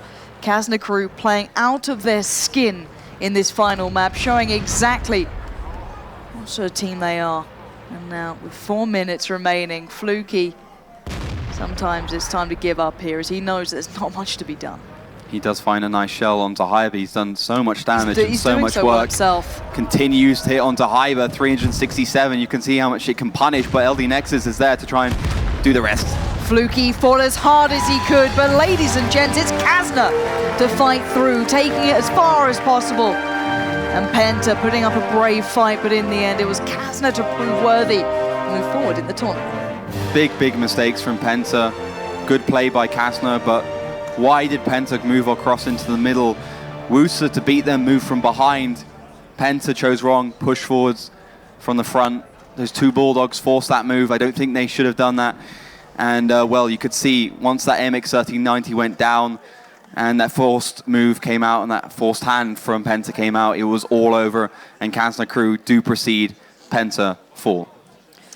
Yeah. Penta sadly not quite having the performance that you could argue they had last season. Previously, maybe a C player, I think you can call some of the collective doing wonderfully, surprising many. However, this time, the new boys on the block not quite having that sort of performance. However, Kazna's showing that there is certainly some fight there. But let's be very realistic now, because it's going to come around, you can only stay in the lower bracket so long. They're going to face off against some of the bigger teams now. And Kazna, last time they faced off against some of the bigger teams, they lost, 4-1. It wasn't, 5-1 almost. It wasn't a great scoreline for them. Can they really improve? Was that enough of a performance? Or being taken that far, kind of show them looking a little weaker. What do you make of their kind of standing compared to the other teams right now? Well, I think that was a deserved win from Kazna Crew. That was that 5% we talked about at the beginning of this matchup that kind of pushed them through to the end line. But they certainly look shaky, and Penta just absolutely fantastic. It's just a testament to the caliber of these teams, how close those games were. But yeah, you're right. I mean, Kazna's got to fight either Wusa or Schoolbus, which is going to be our next matchup. And that's going to be even harder. Wusa looked on point, Schoolbus looked on point. But so far, Kazna Crew is doing what they did in Season 4. It's a repeat performance. They need to win the next round to do a little bit better. I'm looking forward to it as well. I love watching the Kazna guys play. I think they are phenomenal to watch, but I want to see them really find that performance streak, hit that real high note that we've seen them on, because it seems hit and miss to me sometimes. Sometimes it falls into place, everything goes correct, and sometimes it's not quite there. However, we can just make these assumptions. Let's hear it from the horse's mouth themselves. Kazna guys on stage with Mitch. Take it away. Thank you very much, guys. What an explosive match. Went all the way to those 9 games. And I'm sure I'm here with Ruster on the stage, who's looking a little bit tired, but definitely elated. You guys have got to be excited about that result. You know, some things worked well for you guys, and there were some games where it seemed a little bit messy. Well, I want to ask you, especially in that last game on Cliff, all right? We saw Penta do a similar strategy to what you did, except in their game, they pushed over the hill. You guys sent the 2 Walker Bulldogs around the far side. Was that a deliberate maneuver? Do you think splitting your force is a bit risky in that case, or was that always going to be the plan? First of all, we were just expecting some YOLO push from Penta, like they did against Wusa. So we just set up defensive, and we're expecting that they were like YOLO pushing over the middle, like they did exactly the same against Wusa. So we were first setting up. Then we saw they were coming over the 2 line. So we thought they had 190 there. We first pushed for him. Then we saw that he's covered from the left. We had 2 Bulldogs going around who could just kill that 90 for free. And then, yeah, those Bulldogs, I think, were really important for our victory, because they could just unload without being bothered, basically. You set up a really beautiful crossfire, and Honor went down really, really quickly. Now, I want to ask you as well, there's been a little bit of a meta discussion throughout the game about, the importance of heavy tanks, and, some of the guys, I think Still Mojo was saying that, you more so go for the T54 lightweights more so than the IS3s. We did see, obviously, Penta take those IS3 on steps, and that was a game that they won. I just want to ask you about that as well. Do you sort of agree with that decision of the IS3s, or was it something that went wrong for you guys? Well, it's hard to say. It obviously worked for the Penta guys, but I think also one of our RUs did a mistake that he stayed next to the T32, but the T32 is just like a bait. The T32 is supposed to die, and the RUs should just snipe for those guys. I think if the other RU, if he had stayed with me and just sniped the guys pushing there, then we would have won them. I mean, it was kind of obvious what the IS3s do. They're just there to kind of take damage. You cannot, steps an open map, you need to somehow have close combat with those things. So I think we personally don't like it as much, like you can see, but it can obviously work. Well, I mean, it did ultimately work out for you guys on a very, very close game, but you guys have a bit of a chance to take a break now and get a breather. Congratulations, Ruster. Thanks for joining me. A round of applause again for Kazna crew. They will be advancing. And of course, commiserations to our friends at Penta, who will be dropping out at this stage. Before we move ahead, though, there's a heck of a lot of content to delve through, and there's no one better to do that than our team of experts over at the analysis desk. So, Dorjan, you know what to do. Well, we have said goodbye to Penta. I'm not sure whether to be sad or happy about that. I really did start off thinking that it will be a Kazna victory, and then it got shaken up, and I don't know how to feel. But that last battle, what's your thoughts on it? Well, Roster pretty much told what happened, and, well, yeah. The Pentas pushed from the low ground to the high ground, and at the same time they had 2 tanks in the middle. Kazna crew just flanked with the Bulldogs, killed the guys from the middle, and then Penta only had the panic button situation that rushed the middle, and even that they did from the wrong side. So they tried to push from the north side of the donut, so the Bulldogs could even unload to them after they had unloaded the 2 guys in the middle. If they would have pushed from the south side of the donut, the Bulldogs wouldn't have been that relevant, but I think even then Kazna would have won the game. You think the same? I think Penta made a mistake after. Initially, I actually think they had a better position, but then they went static. I don't know why. Normal reaction after what they did is to connect tanks, and they left 3090 alone. Kazna saw it immediately, sent Bulldogs and killed him for free, and forced hand from Penta to go on open ground by grouped up Kazna tanks, just shooting them like turkey. Well, that's the end of that. So Penta is out, but Kazna gets their second chance. They're still in it. But we do have other games for you left today. So if we have a quick look at the brackets before we go to a quick break, we can see that the next game is in 30 minutes, and that is the upper bracket victory. So School Bus versus Wusa. It's going to be an absolute fantastic game because Wusa have been playing amazingly above board, and whoever loses of that game will go down to face Kazna crew for their second chance. So Kazna crew are still going to have to play again today, and that will be the final battle of the day. So don't go anywhere, because in 20 minutes you should have the next battle coming up, the winners final for the day, which is School Bus versus Wusa. Don't go anywhere.